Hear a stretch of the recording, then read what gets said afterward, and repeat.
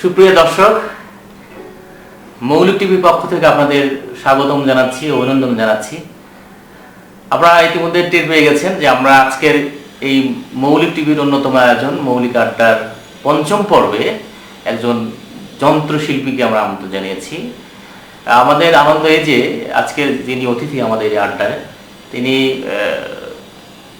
বাংলাদেশের সাংস্কৃতিক পরিমণ্ডলের একটা ঐতিহ্যবাহী পরিবারের সন্তান সুমন কুমার শীল। সুমন কুমার শীলকে আমাদের অনুষ্ঠানে স্বাগত জানাই। সুমন নিজের গুণেই, নিজের শিল্প চর্চা গুণেই বাংলাদেশে অনেক বেশি পরিচিত হয়ে উঠছেন। তবে তারও আগে তিনি ঐতিহ্যবাহী পরিবারের সন্তান। আপনারা অনেকেই জানেন বাংলাদেশের সাংস্কৃতিক অঙ্গনে একজন পুরোহিত ব্যক্তিত্ব কানাইলাল শীল, তার দৌহিত্র, তার নাতি সুমন কুমার শীল। শুধু যে দাদার পরিচয়ে তিনি পরিচিত তা কিন্তু না।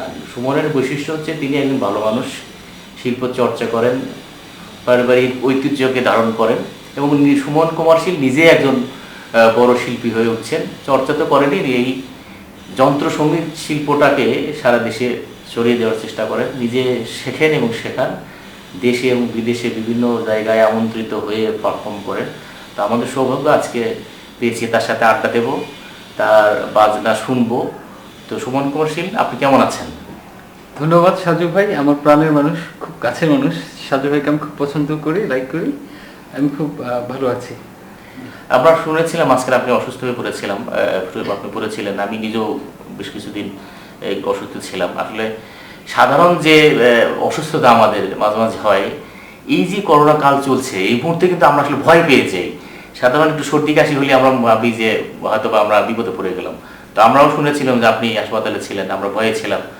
তো ইনশাল্লাহ তেমন কিছু ঘটে না। আপনার কেমন কাটছে এই সময়গুলো, করোনাকালীন সময়গুলো? আমার আরেকটা পরিচয় রয়েছে, সেটা হচ্ছে আমি বাংলাদেশ রেড ক্রিসেন্ট সোসাইটির একজন ইন্টারন্যাশনালভাবে ইয়ুথ লিডার। তো দীর্ঘদিন আমি সেখানে মানব সেবা কাজ করে আসছি। বর্তমানে যেটা মগবাজার হেড অফিস, সেখানে আমাদের ইয়ুথদের একটা বোর্ড আছে, সেখানে আমার নাম রয়েছে 14 নম্বর ইয়ুথ লিডার হিসাবে। তো বাংলাদেশে যতদিন থাকবে সেখানে আমার নামটা থাকবে, এটা আমার একটা অ্যাচিভমেন্ট ছিল। আচ্ছা, সেখানেও এখনো জড়িত মানব সেবার কাজে। বিভিন্ন ধরনের আমরা মানব সেবার কাজ করতে হয়। তার মধ্যে আমি ছোটবেলা থেকে অনেক দুর্যোগ মুহূর্তে ফেস করে আসছি, কাজ করে আসছি বিভিন্ন জায়গায়। কিন্তু এই করোনা হচ্ছে গেল এই প্রথম এটা খুব ব্যতিক্রম। এইটা খুবই আসলে ছোঁয়াচে রোগ, খুব একটা ভয়াবহতা। সেখানেও এই করোনার মাধ্যমে আমি ঘরে থাকি নাই, মানুষের দুয়ারে দুয়ারে গিয়েছি, সাহায্য করেছি। ডিসইনফেক্ট যেটা জীবাণুনাশক স্প্রে, সেগুলো বিভিন্ন মন্ত্রণালয়, রাস্তাঘাটে, বিভিন্ন বাড়িঘর, যখন যেভাবে মসজিদ, বিশেষ করে বাইতুল মুকাররম মসজিদ তখন ছিল, বিভিন্ন জায়গায় এগুলো কাজ করেছি। যখন ইফতার চলে আসলো, ইফতারের ক্লান্তিকালে তখন আমরা খাবার ডিস্ট্রিবিউশনের, আমরা বিভিন্ন পথ মানুষের খাবার দেওয়ার আমরা চেষ্টা করেছি। তো এগুলো করতে করতে করতে করতে হঠাৎ নিজের কাছে খুব খারাপ মনে হচ্ছিল যে আসলে করোনা হলো কিনা। বা আমাদের রেড ক্রিসেন্ট সোসাইটি একটা সুবিধা ছিল যে স্বেচ্ছাসেবকদের কিছু হলে তাদের জন্য একটা পরীক্ষা করার চিকিৎসা যেটা, তো সেই চিকিৎসার জন্য আমি দীর্ঘদিনে আমার জীবনের প্রথম অনেকদিন ছিলাম, 18 দিন হসপিটালে ছিলাম। বাহ, খুবই ভালো লাগলো দর্শক, যে আমরা যারা শিল্প চর্চা করি বা সুমন কুমার শীলের মতো যারা এই শিল্পের সাথে জড়িত, তারা আসলে কিন্তু পুরো দোস্তের একজন মানবিক মানুষ, মানবিক শিল্পী তো বটেই, তারা মানবিক মানুষ। এই যে উনি বললেন যে উনি একজন শিল্পী, তারপর এই যে করোনা কাল চলছে এই সময় পথের মানুষদের, দুস্থ মানুষদের, অসহায় মানুষদের খাবার বিতরণ করেছেন বা তাদের বিভিন্ন দুর্দশাকালীন সময় তাদের সময় দিন, এই হচ্ছে মানবিকতা আসলে। তো আমরা আজকে সুমনের সাথে আড্ডা দেবো, তার বাজনা শুনবো। চলুন সুমন কুমার শীলের এই বাজনাগুলো আবার উপভোগ করি। এই তার বাজনার ফাঁকে ফাঁকে আমরা তার সাথে কথা বলবো এবং তার জীবনের গল্প শুনবো। আসলে আমি আমার দাদার একটা গান বাজাবো। আমার দাদার নামটা অবশ্যই জেনেছেন, আমি পরে বিস্তারিত যাব। কানাইলাল শীলের একটা বিখ্যাত গান রয়েছে, ওঠে খেলে রে, এটা অনেকেই জানে না, আমি সেটা একটু বাজানোর চেষ্টা করছি।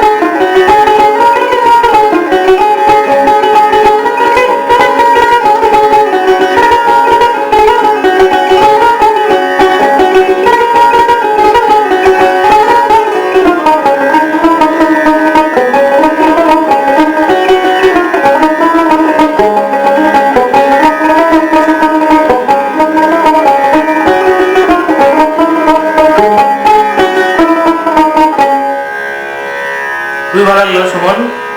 আপনি আমার দাদার গান বাজালেন, হ্যাঁ কথা সুরে।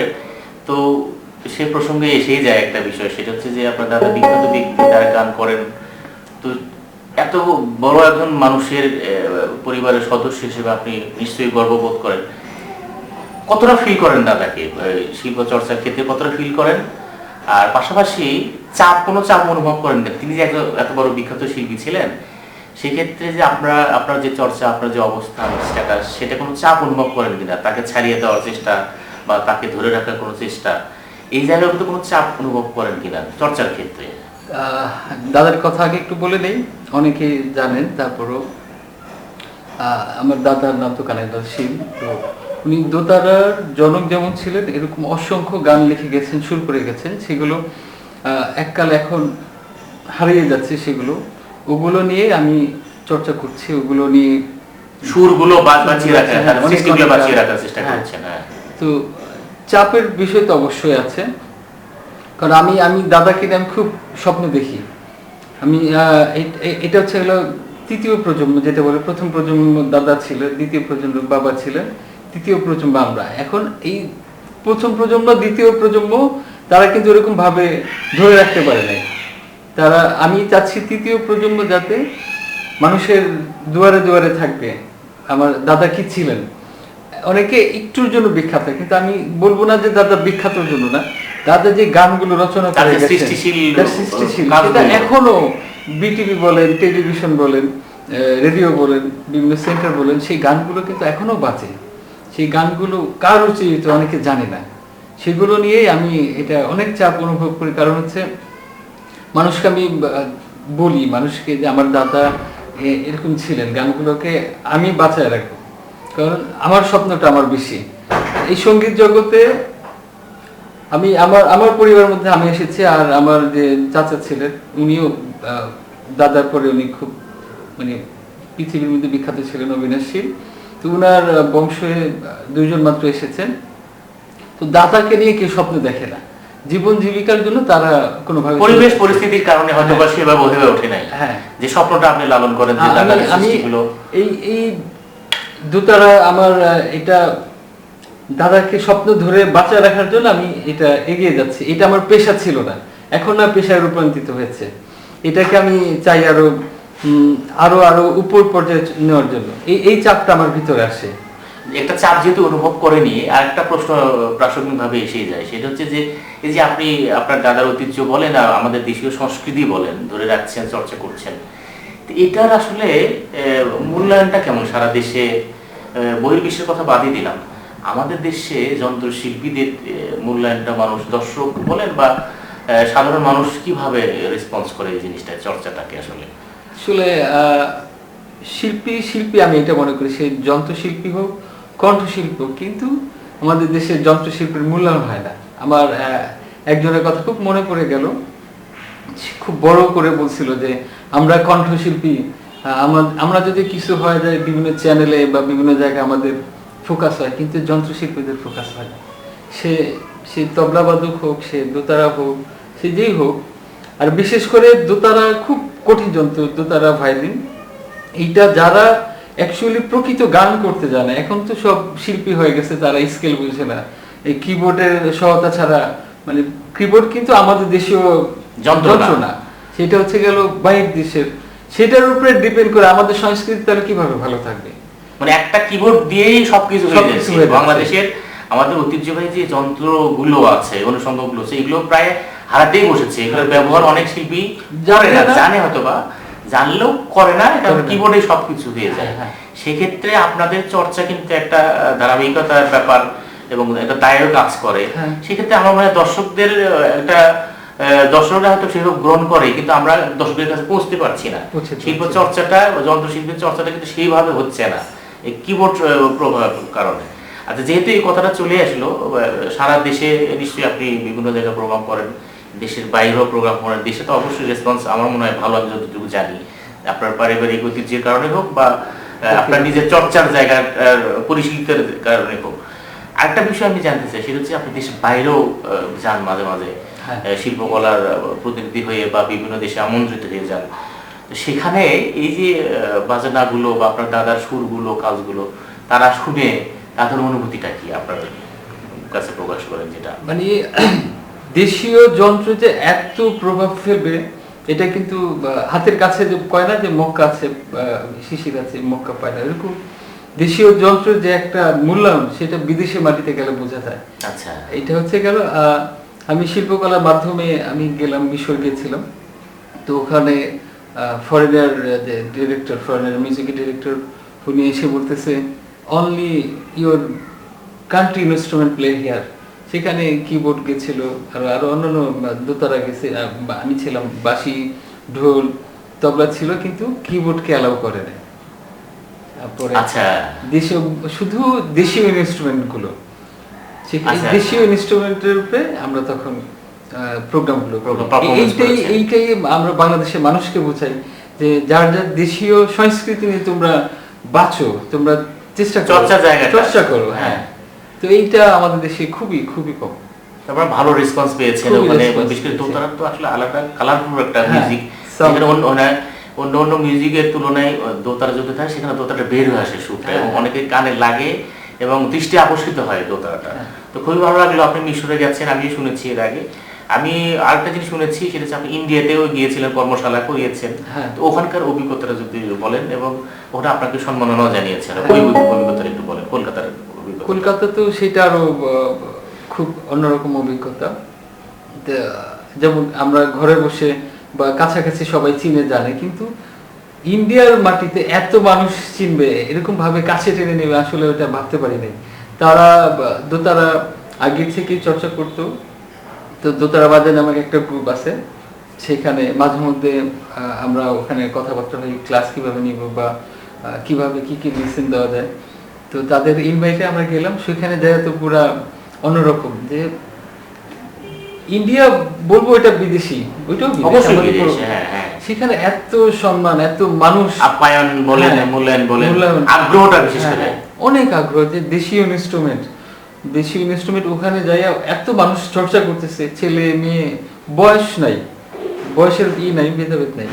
ওখানে যাইয়া মানে খুব অন্যরকম। তারা সেখানে গিয়ে আমরা দোতারা লিসেন দেওয়া হয়েছে, আমরা কথাবার্তা বললাম, দোতারা কিভাবে আসলো, দোতারার আগে কে ছিল, পরে দোতারার যে এই যে ছিল, হ্যাঁ দোতারার তো এখন 4টা, তার আগে 2টা ছিল, ছিল। এইসব নিয়ে অনেক কথাবার্তা, কেন মডিফাই হলো, কিভাবে আসলো, এগুলো। তারপরে ওখানে আমাদের পারফরমেন্স ছিল, সবাই মিলে। আমরা বাংলাদেশি ছিলাম আরো 4জনের মধ্যে আরেকজন ছিল অনুপম বিশ্বাস, বিটিভির দোতারা উনিও ছিলেন। উনিও আমার খুব কাছের মানুষ, খুব পছন্দের মানুষ। আমরা এই কয়জন ছিলাম, আমরা 8-9 জন একটা গানে বিভিন্ন ছন্দে আমরা বিভিন্ন ভাবে গানটা বাজিয়েছিলাম। সেটা বাজাবো ওখানে যদি বলেন। হ্যাঁ, ওখান থেকে আমাদের সংবর্ধনা দিয়েছিল। এইটা তো ইন্ডিয়ার কলকাতাতে গেল। আরেকটা আছে গেল আসাম, আচ্ছা, কুচবিহারের ওখানে তো আমার মানে ওইটাও আবার অন্যরকম। ওইটা হচ্ছে গেল আমাদের যে ভাওয়ায় একটা অঙ্গন আছে বাংলাদেশের, আমি ভাবতেও পারি নাই যে আসামে, যে ওখানে যদি রবীন্দ্রনাথ না থাকতো, রবীন্দ্রনাথ ঠাকুর তো উনি, ওইটা যদি না থাকতো তাহলে রবীন্দ্রনাথের গান বাজতো না। সব আসামের মানে আমাদের ভাওয়ার গানগুলো ওখানে সব কন্টিনিউ বাজে। ওখানে যত সব, আমি মানে অবাক হয়ে গেলাম যে বাংলাদেশে আমি আসছি নাকি বাংলাদেশের বাইরে। হ্যাঁ, কোথায় আমি ভাবতে পারিনি। এখানে ছোট থেকে শুরু করে একদম বয়স নাই, 70-80 বিভিন্ন ধরনের বাঙালি সংস্কৃতি বা বাঙালি চর্চাগুলো ওখানে। বড় কথা হচ্ছে একটা দোতারা, একটা ঢোল দিয়া সব গান হচ্ছে, আর সব ভাওয়ায়া গান। আমি তো অবাক হয়ে গেলাম, ছোট থেকে শুরু করে সব বড়, আর এক এক থেকে এক এক ধরনের গান। মানে এই যে ভালো লাগার বিষয়, খুব সেখান থেকেও সংবর্ধনা দিয়েছে। এটা খুবই ভালো লাগলো। তো সুমন কুমার শীল, আমরা এই কথা আরো বলবো, আপনাকে আরো জানবো। তো আমরা এখন কোন গানটা শুনবো আসলে? কলকাতা যেটা বাজিয়েছিলাম সেটা নাকি অন্য গান? আপনার এই মুহূর্তে যেটা মনে পড়ছে ওটাই বাজান দর্শক। আচ্ছা, আমি সব সুখীর একটা গান, সেটা একটু বাজাই। এটা মূলত আমার আব্দুল আলিম গিয়েছিলেন। হ্যাঁ, মূলত আমার বাবা ফিল্মে বাজিয়েছিলেন সব সুখীরে। সেটা আমি একটু বাজাচ্ছি।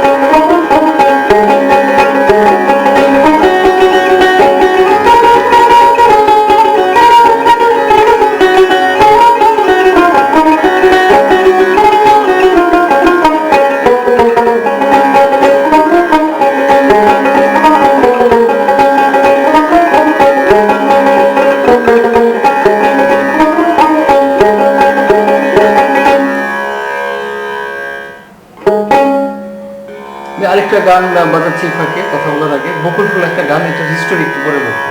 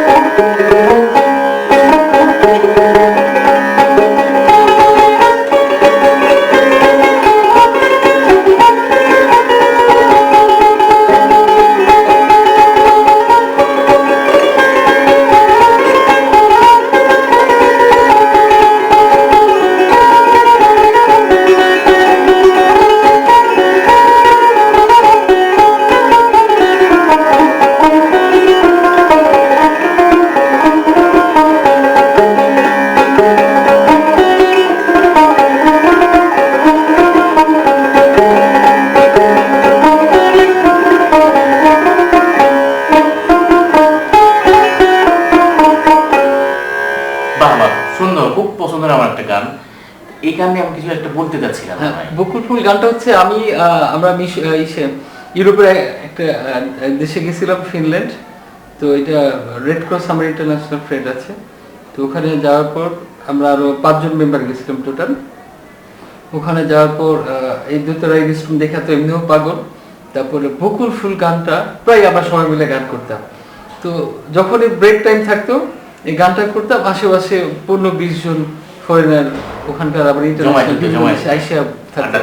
তো একজন এসে জিজ্ঞেস করতেছে, I catch you your music. হ্যাঁ, আমি how this is the name of বকুল ফুল। আমি তো স্টেজ হলাম, আমি বললাম কিভাবে, তুমি কিভাবে বুঝলাম? আমি মিউজিক বুঝি, আমাকে বলতেছে আমি মিউজিক বুঝি, সো আমি ইউটিউবে সার্চ করে আমি মানে গানটা দেখছি। তো ওই গানের কথাটা খুব মনে পড়ে। এই গানটা জলের গানের গান, রাহুল আনন্দের জলের গান, এটা কিন্তু অনেকেই পছন্দ করে। আমারও একদম মানে কথা, সুর, মেলোডি সবকিছু মিলে কিন্তু অসাধারণ একটা গান। তো এই গানের সূত্র ধরে একটা জিনিস বলতে চাচ্ছি, সেটা হচ্ছে যে আপনি বেশিরভাগ সময় আপনার দাদার সৃষ্টি গানগুলো সুরগুলো চর্চা করার চেষ্টা করেন। তো আপনি আপনার দাদাকে লালন করছেন, ছড়িয়ে দেওয়ার চেষ্টা করছেন। আপনার পরিবারের আর কেউ, আপনার বাবা তো এক সময় বিখ্যাত ব্যক্তি ছিলেন এই লাইনে, তারপর আপনি আর কেউ আপনার পরিবারের এই চর্চাটা করে কিনা, বা পরিবারের মধ্যে কারো আগ্রহ আছে কিনা, আর হচ্ছে আপনার নিজের এইটা নিয়ে কি প্ল্যান আছে, এটা ছড়িয়ে দেওয়ার সিস্টেমটা কি করছেন আসলে? আমার কানাই শীলের 3 ছেলে, তো মোটামুটি এখন বড় বড় বড় ফ্যামিলি হয়ে গেছে। 3 ছেলের মধ্যে ছিল, বড় ছেলে হচ্ছিল কুমুদকান্ত শীল, কাকা মানে আমার জ্যাঠাকে দেখার সৌভাগ্য হয়েছিল। তার ঘরে যে বড়জন ছিল বাদল, উনি মিউজিকে পুলিশে ছিলেন, তো উনি ওখান থেকে সরে আসছেন। তো একসময় চর্চা বন্ধ করে দিয়েছে হ্যাঁ পরিস্থিতির কারণে। পরিস্থিতির কারণে। তারপর হচ্ছে গেল আমার বাবা, আমার আশুতোষ শীল, তার মধ্যে আমি শুধু একা এটা ধরে রাখছি। তারপরে আমার যে চাচা মারা গেছে অবিনাশ চন্দ্র শীল, তার ঘরে 2জন এই নিয়ে চর্চা করে, একজন বেতারে রয়েছেন। তো এই যে তারা তো জীবন তাগিদের জন্য বিভিন্ন জায়গা যাচ্ছে, কিন্তু আমার তো সেইটা না। আমার স্বপ্ন হচ্ছে দাদাকে আমি উজ্জীবিত করবো, হ্যাঁ বেঁচে থাকবে।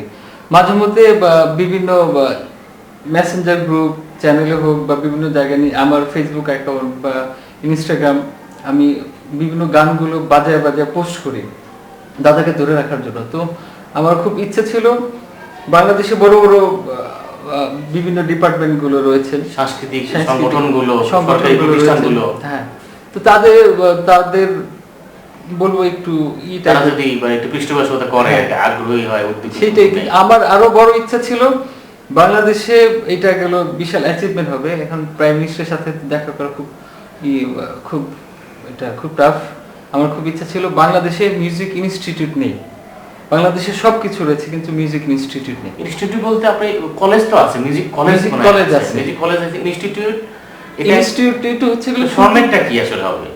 শুধু মিউজিকের উপরে বাংলাদেশে, সেটাই বলতেছি যে বাংলাদেশে মিউজিকের উপর, আচ্ছা, মিউজিক শেখানোর জন্য। ওইটা তো আপনার সঙ্গীতটা, কিন্তু মিউজিক ইনস্টিটিউট কোথাও নেই। আচ্ছা, আর ওইটা যদি ধরতে যায় আমাদেরকে ধরতে হবে, কারণ দোতারা দেশীয় যন্ত্র, আর এটার জনক আমার দাদা ছিলেন। তো আমার খুব সামনে খুব ইচ্ছা আছে, যদি এরকম একটা ইনস্টিটিউট খোলা যায়, সেই ইনস্টিটিউট শুধু দোতারা থাকবে তা না, বিভিন্ন যন্ত্র সেখানে প্রশিক্ষণ দেওয়া হবে সরকারিভাবে, এটা পুরা বাংলাদেশ, এটা বিভিন্ন শাখা, মানে আমার খুব বড় প্ল্যান আছে, কিন্তু জানি না এরকম স্বপ্ন পূরণ হবে কিনা। এই জিনিসটা প্রতিষ্ঠা করার জন্য কি আপনি ব্যক্তিগতভাবে বা আপনার পরিবার থেকে কোনো উদ্যোগ বা কোনো প্রতিষ্ঠানের সাথে কানেক্ট করা বা তাদের সাথে যোগাযোগ করা, এই ধরনের কোনো চেষ্টা করেছিলেন? চেষ্টা করেছি, এটা বিশাল মাপের বিষয়, সবাই নক করার ব্যাপার আছে, সবাইকে, কিন্তু তারা আগ্রহী না, এটা খুব আমি হতাশ। আর এমনিতেই এর বাইরে সাংগঠনিকভাবে ছোট ছোট সংগঠনের সাথে আপনি যুক্ত, আমি যতদূর জানি, সেখানে চর্চাগুলো আসলে কিভাবে হচ্ছে, করছেন কিভাবে? দোতারা নিয়ে চর্চা খুবই কম, গানের প্রয়োজন হয় বা বিভিন্ন গানে তখন যাই, কিন্তু আমার স্বপ্ন তো আরো বড়, যে জিনিসটা আজকে আমি আছি, বাবা আছে, কালকে নাও থাকবে, পৃথিবীতে আমরা বেশি দিন থাকবো না, জেনারেশন পর জেনারেশন আসবে, তারা তো একদিন এটাকে দেখবে কি ছিল, সেটাকে ধরে রাখার জন্য আমার এই প্রচেষ্টা, যে আমি এটাকে করা যেতে পারে। যতদিন বেঁচে থাকবেন, আপনার বংশ পরম্পরায় হোক, আপনার বিভিন্ন সংগঠনের মাধ্যমে চর্চাটা যাতে অব্যাহত থাকে, মানে সৃষ্টিগুলো যদি বেঁচে থাকে, সেই চেষ্টা করবেন। আপনার পরিবার, আপনার বাবা তো আছেনই, অনেক একজন বিখ্যাত ব্যক্তি আমাদের দেশের, তো উনার পরে আপনি করছেন, পরিবার আপনাকে কিভাবে সাপোর্ট দিচ্ছে আপনার স্বপ্নের জায়গা বা পারিবারিক যে চর্চাটা, পরিবারের কাছ থেকে আপনি কিভাবে হেল্পটা পান, তাদের উৎসাহটা কেমন? আসলে আস্তে আস্তে অনেক দূর চলে আসছি, পরিবার আসলে ওরকম ভাবে হয় না এখন, পরিবার উৎসাহ হেরে ফেলছে, কারণ হচ্ছে চাকরি হয়নি, রুটি রুজির ব্যাপার, হ্যাঁ রুটি রোজগারের যেটা বিষয়, নিশ্চয়তা নাই। ভবিষ্যৎ, তাহলে এটার ভবিষ্যৎটা কি? মানে আপনি যে স্বপ্নটা দেখেন, সেই স্বপ্নটা বাস্তবায়ন বা চর্চাটা বা এই মিউজিকটা ছড়িয়ে দেওয়ার ভবিষ্যৎ আপনি কি দেখেন ওদের ভবিষ্যৎ এটা আসলে কোন পর্যায়ে? এইটা হচ্ছে আমাদের আমাদের কাছে একটা জিনিস যদি আমরা যত প্রচার করতে পারবো, যত শিখতে পারবো, সবাই কিন্তু এটা ব্যবহার করবে, সবাই জানবে, আগ্রহী হবে, দেন ওইটার ভবিষ্যৎ আরো ভালো হবে। তো যদি একদম ওই চিন্তা করে যদি আমি থেমে যাই তা তো হবে না, আমার তো আরো চেষ্টা চালিয়ে যেতে হবে। ভবিষ্যৎ জানি, আর আমি আগাবো যতটুকু হোক। আরো আরো স্টুডেন্ট রয়েছে, আরো অনেকে এটার উপরে করেছেন। তারপর আমি থামবো না, আমি চাবো আরো চেষ্টা চালিয়ে যাবো এটাকে যাতে ধরে রাখার জন্য। ভবিষ্যতে এটা নিয়ে অনেকে কেরিয়ার যাতে করতে পারে, যারা আর্থিক নিরাপত্তাহীনতা যেন না ভোগে এই চর্চার মাধ্যমে সেই প্রাতিষ্ঠানিক রূপদান বা প্রাতিষ্ঠানিক চর্চার জায়গাটা তৈরি করতে হবে, সেই চেষ্টা আপনি করছেন। আমরা আরো শুনবো কথা, এই ফাঁকে যদি আরো দু একটা গান আপনার আমি হাসন রাজার একটা গান বাজে, আমার খুব পছন্দের গান, নেশা লাগে রে।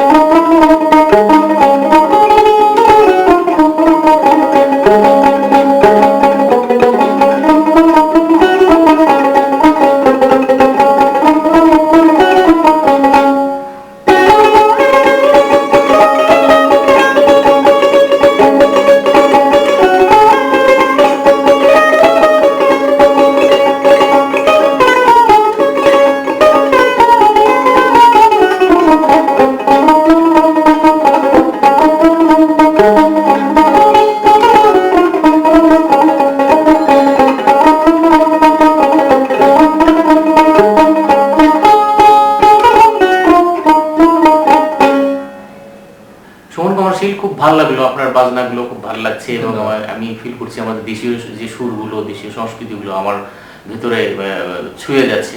তো আমি এ পর্যায়ে আপনার পছন্দের দুটো বাজনা যেগুলো আপনি বাজাতে অভ্যস্ত, সবসময় বাজান আর কি, এ ধরনের একটা দুটো গান যদি আপনি দর্শকদের উদ্দেশ্যে বাজান। আমি ভাওয়ার এত সুন্দর একটা গান আছে, এটা অনেকে জানি না যে এটা ভাওয়া গান, এটা মঞ্চে ধুমতার একটা গান করে, আমি সেটা বাজাবো, তারপর আরেকটা লালন গীতি বাজাবো।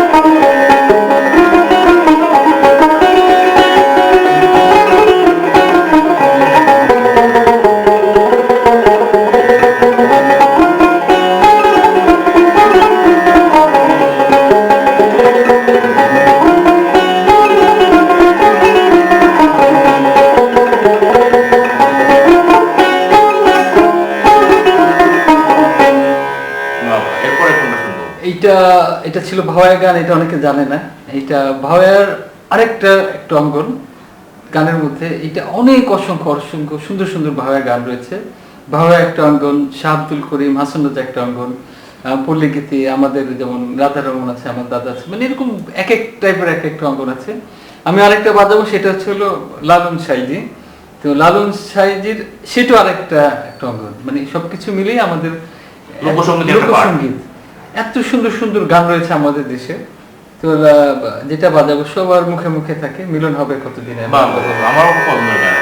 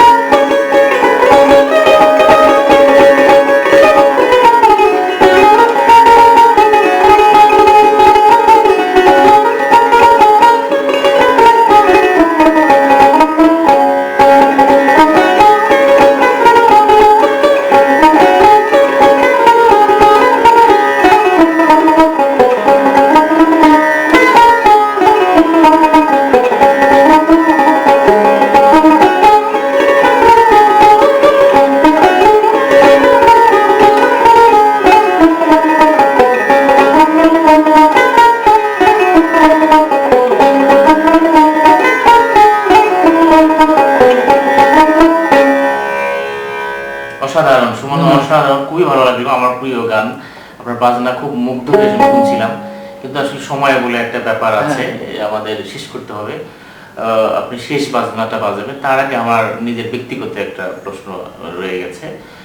সাংবাদিকতা করি, সাংবাদিকতা পেশা, সে সূত্রে আপনাদের পরিবারের সাথে আমার একটু জানাশোনা, আপনাকেও আমি একটু জানি আর কি, আপনার পরিবারকে জানি। সেই সূত্রে আমার একটা প্রশ্ন আপনার কাছে, সেটা হচ্ছে যে আপনার ঐতিহ্যবাহী পরিবারের সন্তান আপনি, আপনি সারা দেশে কাজ করছেন, এই চর্চা করে যাচ্ছেন, কিন্তু সবকিছুর উপরে রুটির একটা ব্যাপার থেকেই যায়, আর্থিক নিশ্চয়তা, নিরাপত্তা একটা ব্যাপার থেকেই যায়। আপনি সারা দেশে কাজ করবেন, আপনার নিজের যদি অর্থ সম্মতিটা না থাকে, পরিবার আপনার কতটা সাপোর্ট কতদিন দিবে, আপনার নিজেরও তো একটা স্বয়ং সম্পন্নতা বা স্বনির্ভরতার প্রয়োজন আছে। সেই জায়গা থেকে আমার কাছে মনে হচ্ছে যে আপনার বাবা দীর্ঘদিন শিল্পকলায় কাজ করেছেন, চাকরি করেছেন, তো আমার কেমন জানি মনে হলো যে আপনি বিক্ষিপ্তভাবে চর্চা করছেন। সেক্ষেত্রে যদি আপনি আপনার বাবার মতো শিল্পকলার মতো প্রতিষ্ঠানের সাথে যুক্ত থাকতেন, তাহলে হয়তো আপনার চর্চাটা ছড়িয়ে দেওয়াটা, দাদার সুর সৃষ্টিগুলো ছড়িয়ে দেওয়া, আপনার একটা নিরাপত্তার জায়গা থেকে আপনি এটা কাজটা করতে পারতেন।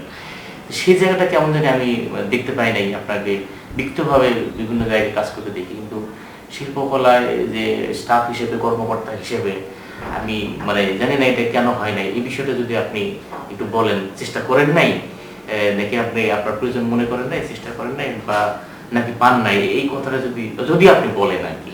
ধন্যবাদ। আসলে শিল্পকলা এখন সারা বাংলাদেশে ব্যাপক একটা ভালো গানের বলেন, নাটক বলেন, বিভিন্ন বড় প্রতিষ্ঠান হয়ে গেছে। তো এখানে কয়েকজন মিউজিশিয়ান মিলে তখন শিল্পকলা চলতো। তার মধ্যে আমার বাবা ছিলেন, বাবা দোতারার ছিলেন। তো আমাদের যে রাষ্ট্রপতি ছিলেন হোসেন মোহাম্মদ এরশাদ, উনি একবার শিল্পকলার ওই প্রোগ্রামে আসেন। আসার পরে তখন এটা 88 সালের কথা, আচ্ছা 88 সালের কথা, যখন প্রথম আসে, তখন এই যে যারা যন্ত্রী বাদক ছিলেন তারা কয়েকজন মিলে বললো যে আমরা তো এটা সরকারিভাবে চাই, এটা প্রাতিষ্ঠানিক রূপ দান চাই, যেখানে সরকারিভাবে চর্চাটা হবে। তো হোসেন মোহাম্মদ এরশাদ উনি চলে গেছেন। উনি আসলে পল্লী বন্ধু ছিলেন, উনি এই দেশীয় সংস্কৃতি বাজনা শুনে খুব মুগ্ধ হয়ে গেছেন। উনি বিনা দ্বিধায় পাশ করে দিয়েছিলেন যে শিল্পকলা এরকম ভাবে হবে। তো এই ছোটবেলা থেকে আমার খুব শখ, আমি শিল্পকলাতে ছোটবেলা থেকেই বাবার হাত ধরে আমি শিল্পকলা যাই, এখনো কন্টিনিউ যাচ্ছি। তো আমার খুব ইচ্ছা ছিল, একটা স্বপ্ন ছিল যে কোনো এক সময় শিল্পকলাতে আমি চাকরি করব। চাকরি বলতে মিউজিকটাই নিয়ে আমি থাকবো, শিল্পকলার একাডেমির সঙ্গে সম্পৃক্ত হ্যাঁ, থাকবো, সম্পৃক্ত থাকার তাদের চেষ্টা করবো সদস্য হিসাবে। তো এখন আমার গভর্নমেন্ট এজটা চলে গেছে, আমি শিল্পকলাতে চাকরির জন্য আবেদনও করেছিলাম, সেখানে 1 বছর 3 মাস পর রেজাল্ট আসলো, সেখানেও আমি টিকেছিলাম। তো পরের স্টেপ কি আর হয় না, এটা আমার খুব ব্যাড লাক বলা যেতে পারে। আমার মানে জীবনের একটা যে স্বপ্ন ছিল সেটা পূরণ হয়নি। খুবই দুঃখজনক যে আপনার যে পারিবারিক ঐতিহ্য আপনি লালন করেন, ধারণ করেন, সেই জায়গা থেকে আপনার বাবাও দীর্ঘদিন ছিলেন, তার উত্তরসূরি হিসেবে আপনার যে স্বপ্ন, ছোট্ট স্বপ্ন, বড় স্বপ্ন অবশ্যই নয়, আমি মনে করি হতে হবে যে শিল্পকলার প্রতিনিধিত্বে বা শিল্পকলার অভিভাবক করতে আপনি চর্চাটা চালিয়ে যেতে পারতেন, ছড়িয়ে দিতে পারতেন, তাতে আপনার আর্থিক একটা নিশ্চয়তা এবং যে শিক্ষায় চর্চার যে স্বীকৃতি, প্রাতিষ্ঠানিক স্বীকৃতিটা আপনি হয়তো পাইতেন, সেটা হয়তো আপনার হয়নি। এটা আসলে খুবই দুর্ভাগ্যজনক। আসলে কাউকে দোষ দেওয়ার নেই, পরিস্থিতি, আমরা কোনো কোনো ক্ষেত্রে পরিস্থিতির শিকার হই, দেশের সমাজ ব্যবস্থা, সরকার ব্যবস্থা বা সিচুয়েশন কোনো কোনো ক্ষেত্রে আমাদের স্বপ্নের জায়গাটা ক্লিক করে না। যাই হোক, সেই কারণ আমরা কারো দোষ দিব না, বরং আমাদের চর্চাটা আমাদের চালিয়ে যেতে হবে এবং কি পাইনি সেটা হিসেব করলে আমরা আমাদের কষ্টটা পারবো।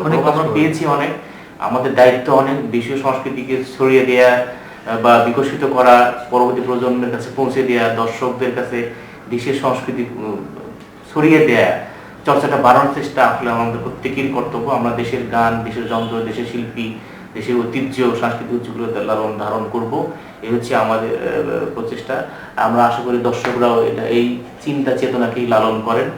আমি আমার দাদার আরেকটা সুন্দর গান রয়েছে, শোনো গো রূপসী কন্যা গো, কাল লাগে গাত ফুলে বলে, আমি একটু বাজাচ্ছি।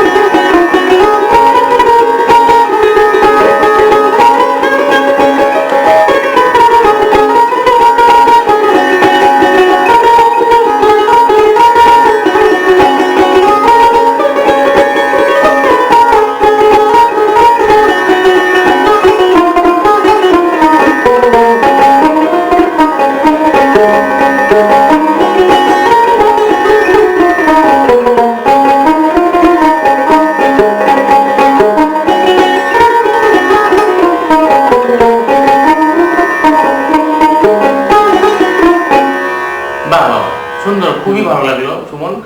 আসলে মাটি ও আমাদের মাটির গান, মাটির সুর, আমাদের দেশের সুর শুনলেই মনটা ভরে যায়, বুকটা ভরে যায়, খুবই ভালো লাগে। প্রিয় দর্শক, আমরা একেবারে শেষ পর্যায়ে চলে এসেছি আমাদের মৌলিক টিভির নিয়মিত অনুষ্ঠান আজকের মৌলিক আড্ডার 5ম পর্বে। আমাদের খুব ভালো লাগা সময় কাটলো। আসলে সময় তো শেষ হয়ে যায়, চাইলেও আসলে সময়কে ধরে রাখা যায় না, ভালো মুহূর্তগুলোকে ধরে রাখা যায় না, আমাদের অনুষ্ঠান শেষ করতে হচ্ছে। আমরা একেবারে শেষ পর্যায়ে আসছি।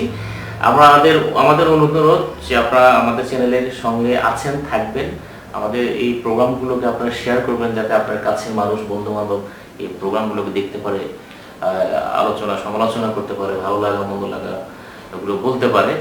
এবং আমাদের চ্যানেলটি সাবস্ক্রাইব করবেন, আমরা উপকৃত হব। লাইক তো অবশ্যই দিবেন, আপনারা দিয়ে আসছেন, আমরা অত্যন্ত আনন্দিত। তো আমরা চাই আপনারা মাটির গান শুনবেন, দেশের সংস্কৃতিকে লালন করবেন, দেশের সংস্কৃতি প্রচার প্রসারে আপনারা কাজ করবেন। মাটিকে ভালোবাসতে হবে, দেশের সংস্কৃতিকে ভালোবাসতে হবে, সেই প্রত্যাশা রেখে আপনাদের সবার শুভকামনা জানিয়ে আজকের এই মৌলিকাটা অনুষ্ঠান শেষ করছি এবং শেষ গানের মধ্যে দিয়ে আমরা আজকে প্রোগ্রামটা শেষ করছি। সুমন, আপনার শেষ গানটা যদি বাজান। আমার খুব ইচ্ছা ছিল আমি দাদার অনেক গান বাজাবো, তো সময় সংক্ষিপ্ত, তো আর বলা গেল না। দাদার অনেক গান রয়েছে, খুব সুন্দর সুন্দর গান রয়েছে। তার আগে আমি শেষ বাজানোর আগে আমি সাজু ভাইকে ধন্যবাদ জানাবো, তার এই চ্যানেলে আমাকে নিমন্ত্রণ করেছে। আমি যাতে সাজু ভাইয়ের মাধ্যমে যাতে আরও আমাদের দেশীয় ইনস্ট্রুমেন্টের প্রচার হয় জানা হলো, আর আমি তার সর্বাঙ্গীন চ্যানেলের মঙ্গল কামনা করি, তার জীবনেও আমি যাতে সফলতা আরও বয়ে আনে সেটাও কামনা করি। ধন্যবাদ। এটাও আমার দাদার লেখা অবশ্য, তোমারও লাগে।